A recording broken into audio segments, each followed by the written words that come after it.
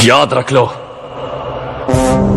खुद से बढ़कर यहां कोई तुर्रम खान नहीं। जो अच्छा लगे वो करो, किसी की बात मत सुनो, इंसानियत की बात तो बिल्कुल नहीं। अगर तुम्हारा टारगेट है 10th माइल तो M for the 11th mile. ऐसा हाथ मारो कि दिमाग घूम जाए। फिल्म मोहरा के सुपर हिट एक्ट्रेस की मौत के बाद रवीना टंडन को ऑफर की गई थी। क्या था इस फिल्म का बजट और बॉक्स ऑफिस कलेक्शन? इस फिल्म की कास्ट के लिए अनिल कपूर ने ऐसा क्या कहा था कि सुनील शेट्टी उनसे बहुत ज्यादा नाराज हो गए थे? और इस फिल्म से जुड़ी ऐसी वो तमाम बातें कौन सी है जो आप नहीं जानते होंगे? क्या इस फिल्म का सीक्वल बनना चाहिए? हेलो फ्रेंड्स, आप देख रहे हैं बॉलीग्राफ स्टूडियोज। मैं हूं सोनिका जियाल और आज बात करेंगे 1994 में रिलीज हुई फिल्म मोहरा के बारे में और इसके सीक्वल के बारे में। तो ये वीडियो आखिरी तक जरूर देखिएगा। तो दोस्तों, इस फिल्म में अक्षय कुमार, सुनील शेट्टी, रवीना टंडन, नसीरुद्दीन शाह और परेश रावल जैसे कलाकार नजर आए थे और इस फिल्म का डायरेक्शन किया था सुजीत रॉय ने। सुजीत रॉय इससे पहले बहुत सारी हिट फिल्मों का डायरेक्शन कर चुके थे। युद्ध उनकी पहली फिल्म थी, जो डायरेक्शन की दुनिया की पहली फिल्म थी। उसके बाद उन्होंने गुप्त और त्रिदेव जैसी सुपर हिट फिल्मों को डायरेक्ट किया और इस फिल्म का प्रोडक्शन किया था शब्बीर बॉक्सवाला और उनके साथ गुलशन रॉय ने। फ्रेंड्स, गानों की बात करें तो इसमें 9 गाने थे और 3 गाने बहुत ज्यादा पॉपुलर हुए थे। इसमें ना कचरे की धार, तू चीज बड़ी है मस्त मस्त और टिप टिप बरसा पानी शामिल है। और 1994 में इस फिल्म की 80 लाख म्यूजिक कॉपीज बिकी थी और ये दूसरे नंबर पर थी 1994 में। पहले नंबर पर हम आपके हैं कौन थी। तो चलिए अब बजट और बॉक्स ऑफिस कलेक्शन की बात कर लेते हैं। इस फिल्म का बजट 3 करोड़ था। इंडिया में इसने 21 करोड़ की कमाई की और वर्ल्ड वाइड कलेक्शन किया था 22 करोड़ रुपए का।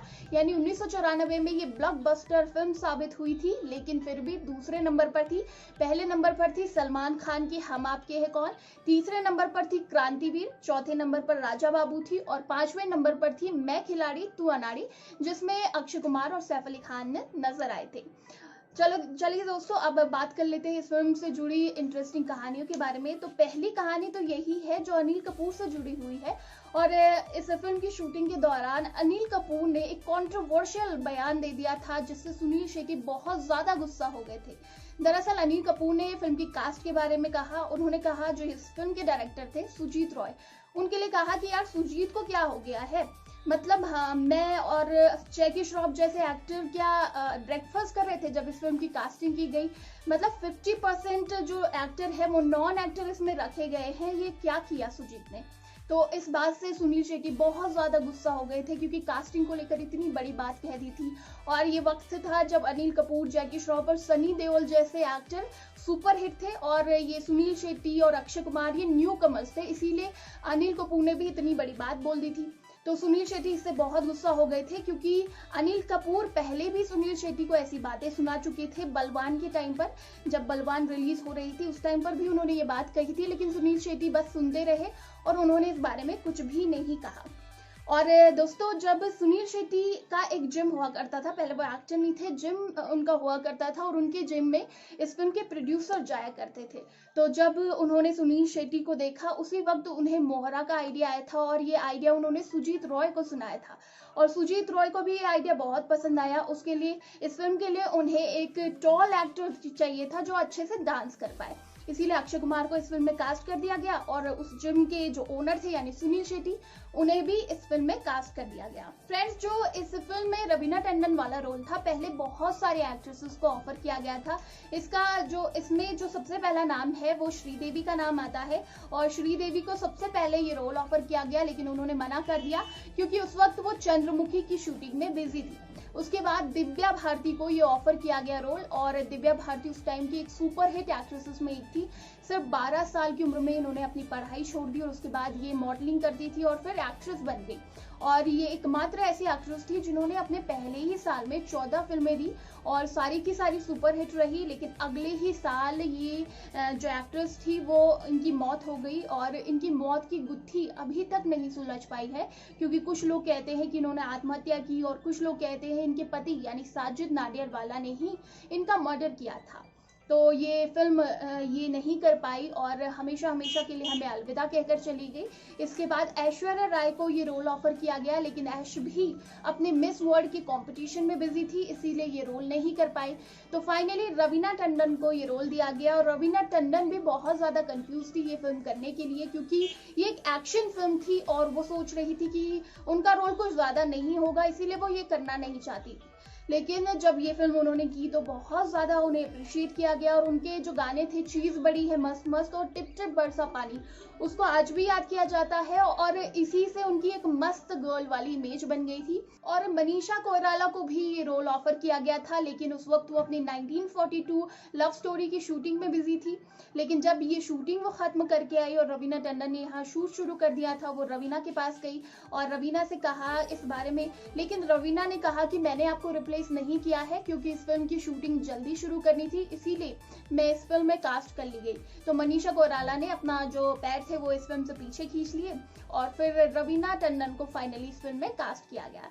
इसके अलावा जो सुनील शेट्टी वाला किरदार था, पहले अजय देवगन को ऑफर किया गया था, उन्होंने किरदार करने से मना कर दिया और जो परेश रावल वाला किरदार था वो डैनी को ऑफर किया गया था, लेकिन डैनी को नसीरुद्दीन शाह वाला जो रोल था वो प्ले करना था, लेकिन ये हो नहीं पाया, इसीलिए फाइनली डैनी भी इस फिल्म से आउट हो गए। और दोस्तों ये पहली फिल्म थी जिसमें सुनील शेट्टी, परेश रावल, अक्षय कुमार को साथ देखा गया और उसके बाद इन्होंने न जाने कितनी फिल्में साथ की और हेरा फेरी इनकी तीनों की तिकड़ी का बहुत अच्छा एक एग्जाम्पल है, बहुत अच्छी फिल्म ये है।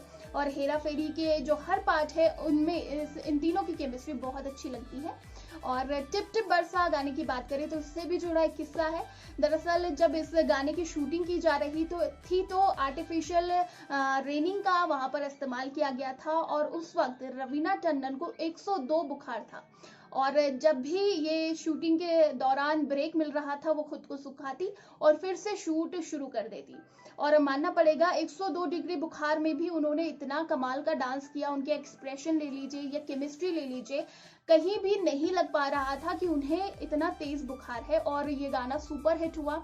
इसमें वो बहुत ज्यादा उम्दा नजर आई थी। और जो फिल्म का गाना था तू चीज बड़ी है मस्त मस्त, इसका एक और वर्जन फिल्म में देखा गया था जो एक फीमेल वर्जन था और इसे कविता कृष्णमूर्ति जी ने गाया था। और इस गाने में नसीरुद्दीन शाह और रवीना टंडन की केमिस्ट्री को दिखाया जाना था और मुंबई के फिल्मिस्तान में ये शूटिंग की जा रही थी, लेकिन बहुत ज्यादा उस वक्त गर्मी वहां पर हो रही थी और रवीना टंडन बेहोश हो गए।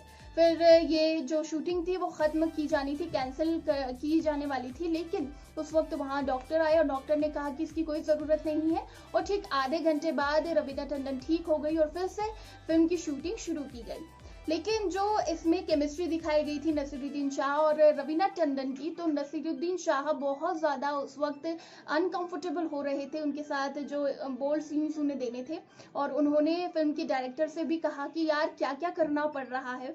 और जब भी ब्रेक हो रहा था तो उन्हें समझ नहीं आ रहा था कि वो रवीना से क्या बात करें, तो वो बहुत बड़े बड़े मुद्दों में, इंटरनेशनल मुद्दों में उनसे बात करने लगे क्योंकि उन्हें समझ में ही नहीं आ रहा था कि रवीना से आखिर क्या बात की जाए। तो दोस्तों ये तमाम किस्से थे इस फिल्म से जुड़े हुए और मोहरा एक कल्ट क्लासिक फिल्म है तो इसका सीक्वल तो जरूर आना चाहिए।